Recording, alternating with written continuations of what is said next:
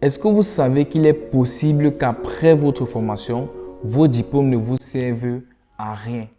Car on a besoin de gens qui sont compétents, des gens qui savent faire quelque chose, pas nécessairement des gens qui ont un diplôme.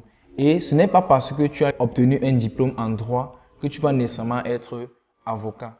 Il y a de cela quelques semaines, une entreprise me contacte pour leur communication sur les réseaux sociaux, car je suis social media manager. Je vais rencontrer le propriétaire de l'entreprise et on fait un entretien de plus de 2 heures de temps.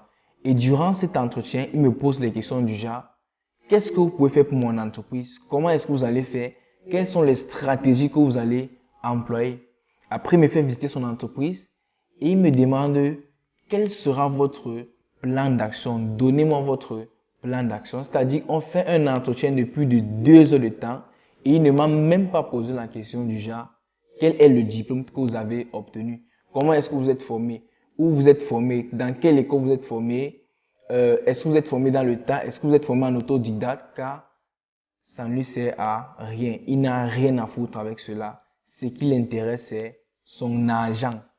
Ce qui l'intéresse, c'est ce que moi je peux faire qui peut lui permettre à faire connaître ses produits sur les réseaux sociaux et booster son chiffre d'affaires. C'est comment est-ce que moi je peux faire connaître ses produits et comment est-ce qu'il va gagner son argent. Il n'a rien à foutre avec mes diplômes. Bonjour à tous frères africains, bienvenue sur la chaîne African and Part of It.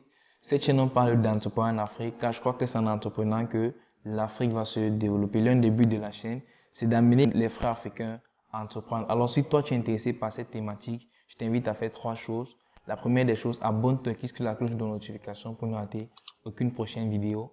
Clique sur le pouce bleu et après avoir regardé la vidéo, tu laisses un commentaire, tu donnes ton avis par rapport à la vidéo.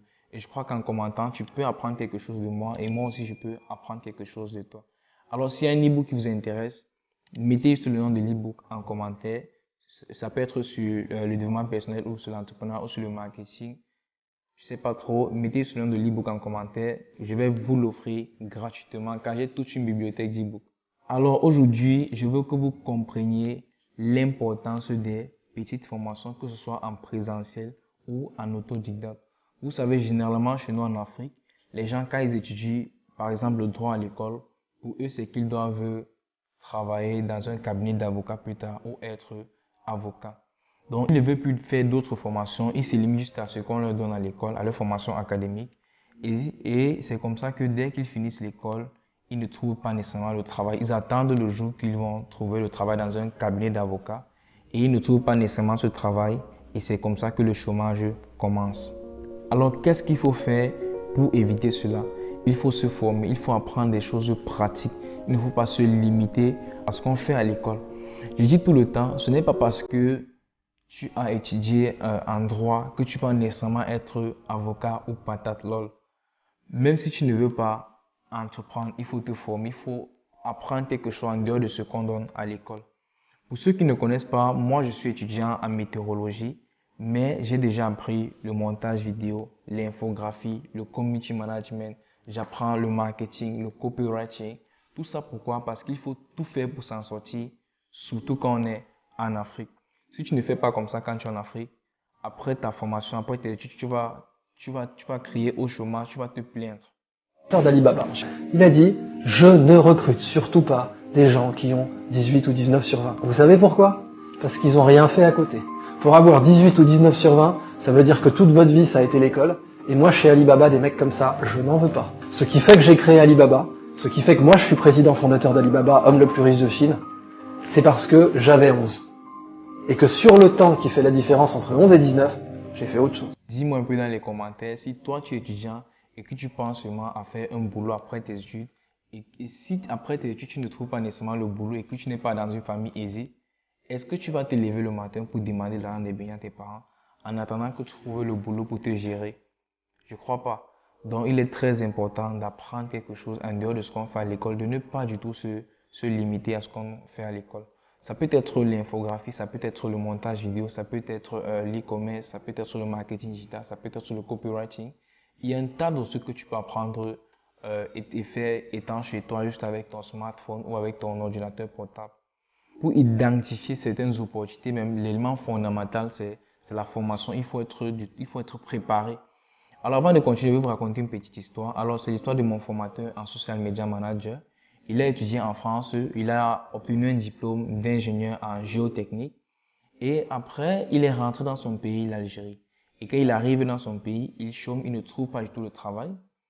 C'est comme ça qu'il reste à la maison, il chôme. Et un jour, son oncle qui est directeur d'une agence de communication l'appelle de venir dans son agence de communication. Il arrive, il commence à apprendre des trucs, il vient de temps en temps, il apprend des trucs, il apprend le community management, il apprend comment les trucs se passent sur Internet, il apprend l'infographie. Et c'est comme ça qu'après, il avait déjà des compétences et aujourd'hui, il est social media manager. Il a aussi son agence de communication. Il travaille seul et il a même oublié qu'il était formé en géotechnique. C'est-à-dire, il a même oublié qu'il a un diplôme en géotechnique car ce qu'il fait n'a rien à voir avec ce qu'il a appris à l'école. Donc, c'est ce que je veux que vous compreniez un peu aujourd'hui. Et j'aimerais aussi partager avec vous ceci. D'ici quelques temps, d'ici peut-être la fin de la semaine prochaine, je vais ouvrir aussi mon agence de communication. Alors, c'est Be Creative. Alors, quels seront les services de Be Creative? On va faire dans la prestation de services et aussi dans des formations Be Creative. On va faire dans le copywriting, dans le community management, dans le marketing digital, dans le développement d'applications web, la création de sites web et dans les créations graphiques. Alors, c'est pas moi seul. Nous sommes nombreux, nous sommes des jeunes vraiment dynamiques, motivés, un peu ça en fait.